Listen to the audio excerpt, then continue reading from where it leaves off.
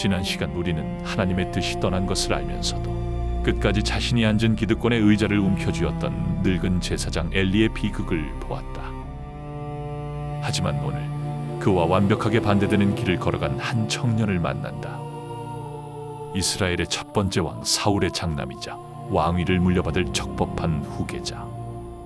그러나 역사상 가장 위대한 조연이 되기를 스스로 선택했던 비운의 왕세자 요나단이다.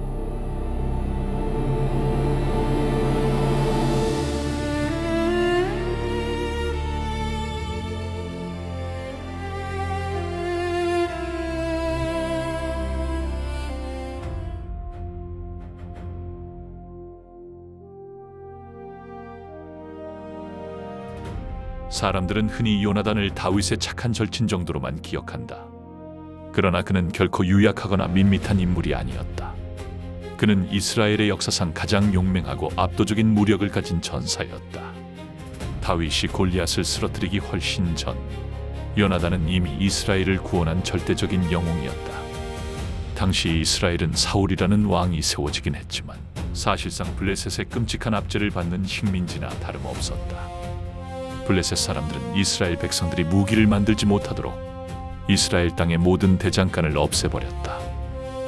백성들은 무뎌진 보습이나 도끼 같은 농기구 하나를 벼리기 위해 비싼 돈을 주고 블레셋 사람들에게 가야만 했던 굴욕적인 시대를 살았다. 사무엘상 13장은 당시의 비참함을 이렇게 기록한다. 싸우는 날에 이스라엘 백성의 손에는 칼이나 창이 없고 오직 사울과 그의 아들 요나단에게만 있었더라. 게다가 블레셋은 이스라엘 영토 깊숙한 게바 땅에 자신들의 수비대를 박아두고 하나님의 백성들을 감시하며 수탈하고 있었다. 이 굴욕적인 상황 앞에서 왕세자 요나단의 가슴속에는 거룩한 분노가 끓어올랐다. 우리는 여호와의 백성이다. 어찌 하나님의 백성이 이방 민족에게 무장 해제를 당하고 저 할례받지 않은 자들의 노예로 살 수 있단 말이냐? 요나단은 참지 않았다. 그는 칼을 빼들고 게바에 있는 블레셋 수비대를 선제 기습하여 박살내버렸다. 그것은 단순한 혈기나 충동이 아니었다. 이스라엘 백성들을 깨우기 위해 쏘아올린 독립전쟁의 신호탄이었다. 이 사건으로 분노한 블레셋은 이스라엘을 짓밟기 위해 병거 3만 대와 마병 6천 명 그리고 해변의 모래같이 수많은 대군을 이끌고 믹마스로 쳐들어오게 된다.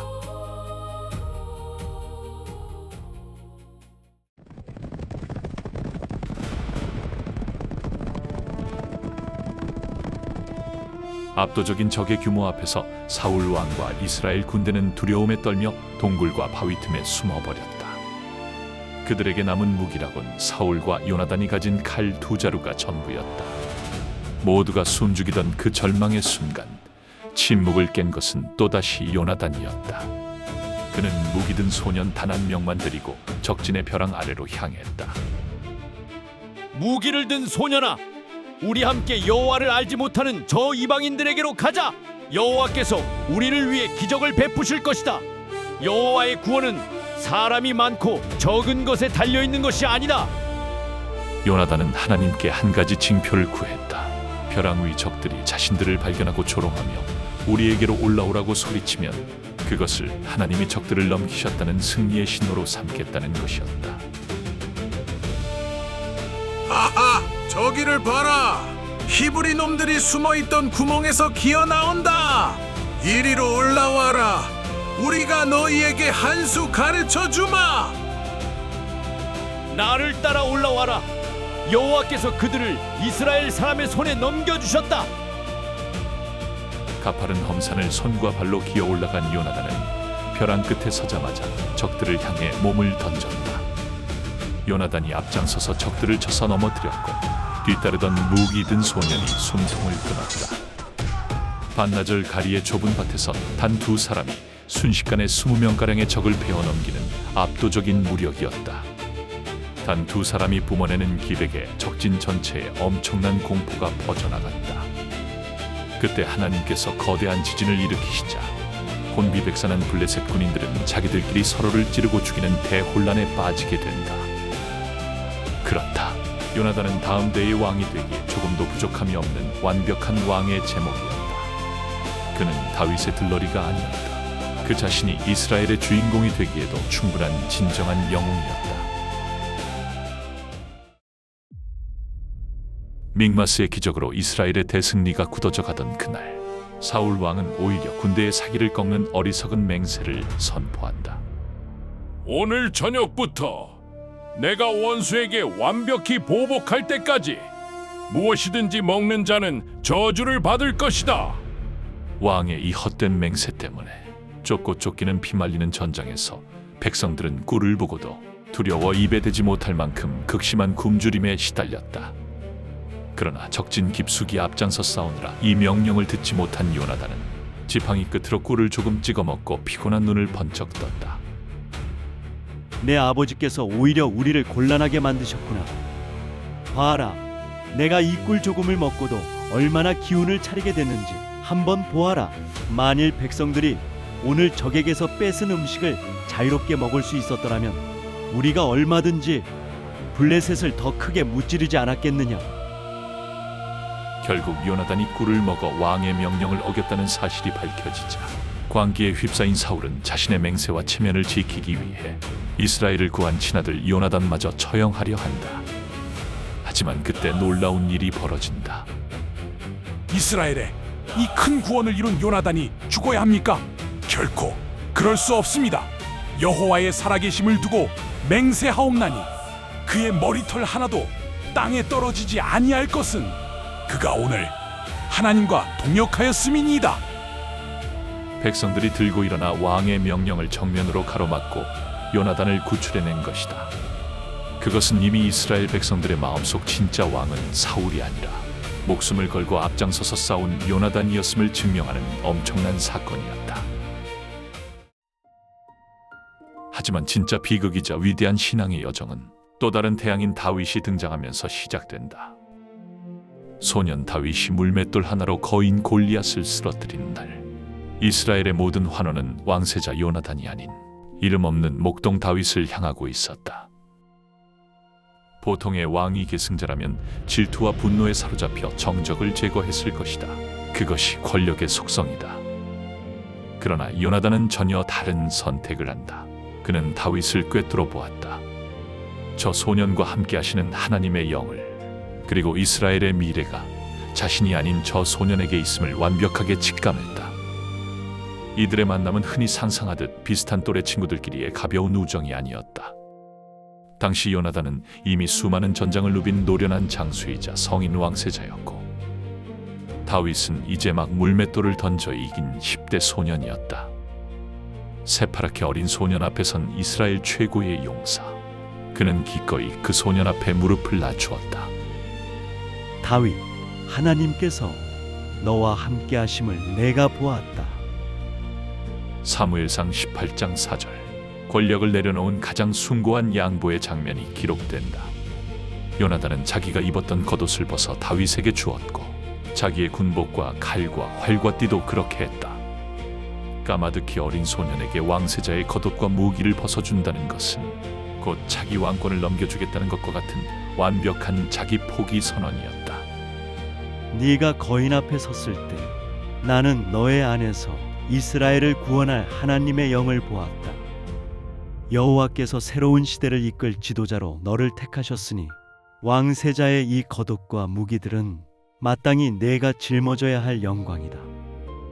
내가 움켜쥐어야 할 권력보다 하나님의 뜻이 먼저였다. 요나단은 스스로 왕관을 벗어던지고 다윗을 빛내기 위한 영광스러운 디딤돌이 되기를 주저없이 선택했다.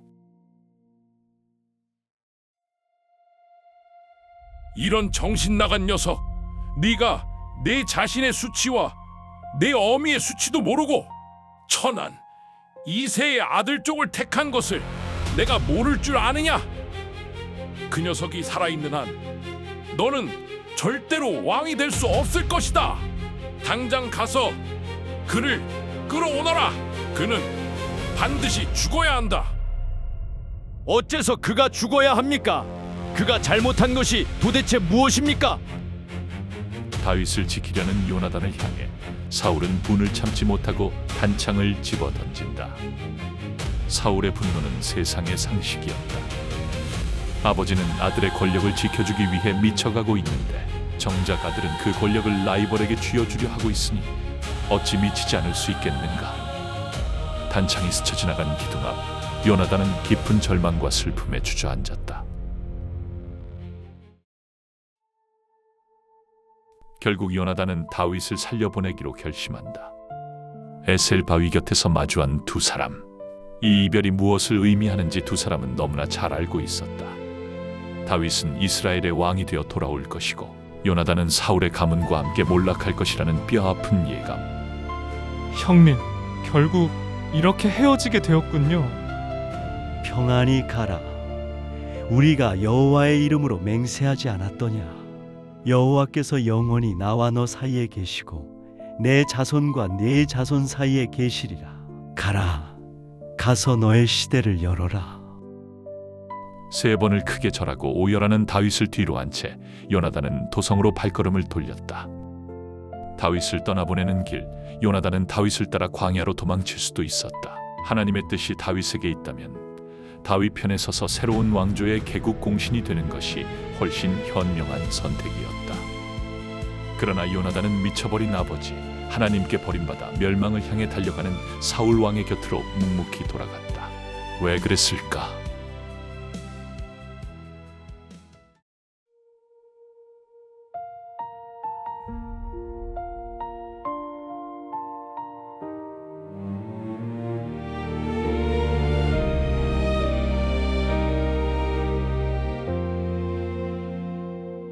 날 향해 창을 던진 아버지, 벗을 위해 그 창에 맞섰나. 왕관은 아비를 미치게 했고 하나님의 뜻은 내 가슴을 찌른다.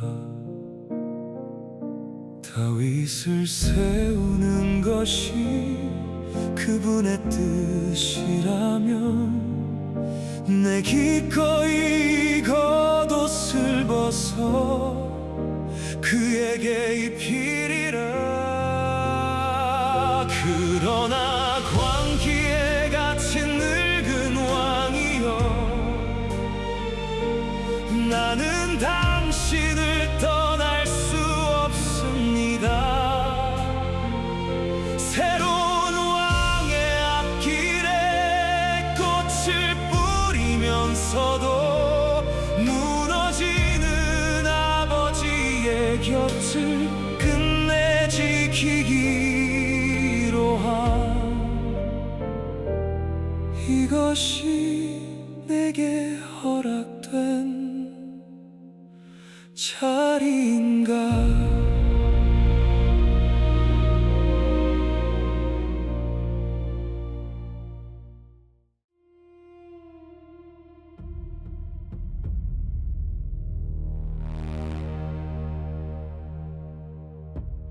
다윗이 사울을 피해 도망치던 어느 날 십 황무지의 숲을, 다윗은 언제 발각되어 죽을지 모르는 극심한 공포와 절망 속에 숨어 지내고 있었다. 가장 어둡고 외롭던 그 밤, 놀랍게도 요나단이 목숨을 걸고 아버지를 몰래 빠져나와 다윗을 찾아왔다. 두려워하지 말아라. 내 아버지 사울의 손이 내게 미치지 못할 것이요, 너는 이스라엘의 왕이 되고 나는 내 다음이 될 것을 내 아버지도 아실 것이다. 요나단이 쫓기는 다윗을 찾아간 이유는 도피 자금이나 무기를 주기 위해서가 아니었다. 사무엘상 23장 16절은 이렇게 기록한다. 요나단이 일어나 숲에 들어가서 다윗에게 이르러 그에게 하나님을 힘있게 의지하게 하였는데, 그는 가장 밑바닥에 떨어져 두려워 떠는 다윗의 영혼을 영적으로 다시 일으켜 세워주기 위해 찾아간 것이다. 자신이 기꺼이 왕관을 양보했던 그 소년이 끝까지 사명을 감당할 수 있도록 목숨을 걸고 찾아온 진정한 멘토이자 위대한 보호자였다.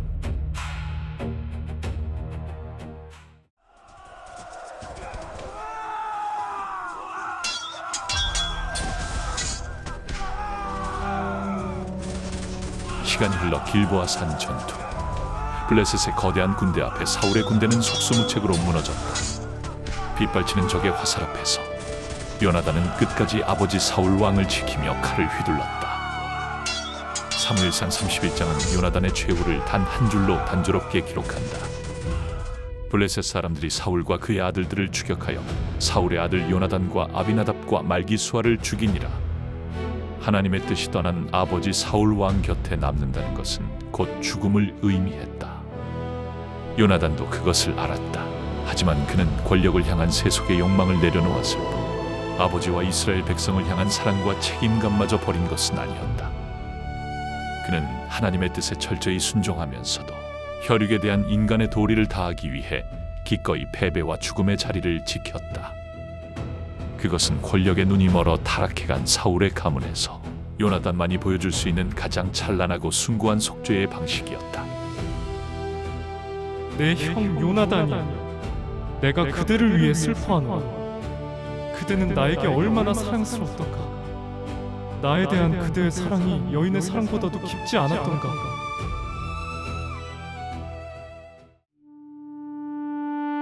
우리는 스스로 주인공이 되어야만 직성이 풀리는 시대를 살아가고 있다. 어떻게든 밟고 올라서서 내 자리를 차지하고 남의 것을 빼앗아서라도 나의 왕관을 써야만 성공했다고 박수받는 세상이다. 그러나 이스라엘의 진짜 영웅 요나단은 다른 길을 보여주었다. 내 손에 쥘 수 있는 모든 능력과 자격이 있음에도 불구하고 하나님의 뜻을 위해 기꺼이 조연의 자리로 내려오는 용기, 그리고 내가 손해보고 부서질 것을 알면서도 끝까지 사랑하는 이들의 곁을 지키는 숭고한 희생의 길. 엘리 제사장이 푹신한 의자에 앉아 모든 것을 잃어버렸던 것을 기억해 볼 때 요나단은 자신의 가장 화려한 겉옷을 벗어 던짐으로써 영원히 성경의 역사 속에 왕관보다 빛나는 위대한 신앙의 거인으로 남게 되었다. 당신은 지금 당신의 겉옷을 움켜쥐고 있는가? 아니면 기꺼이 벗어줄 준비가 되어 있는가? 권력을 포기하고 사랑을 선택한 진정한 용사 요나단의 이야기다.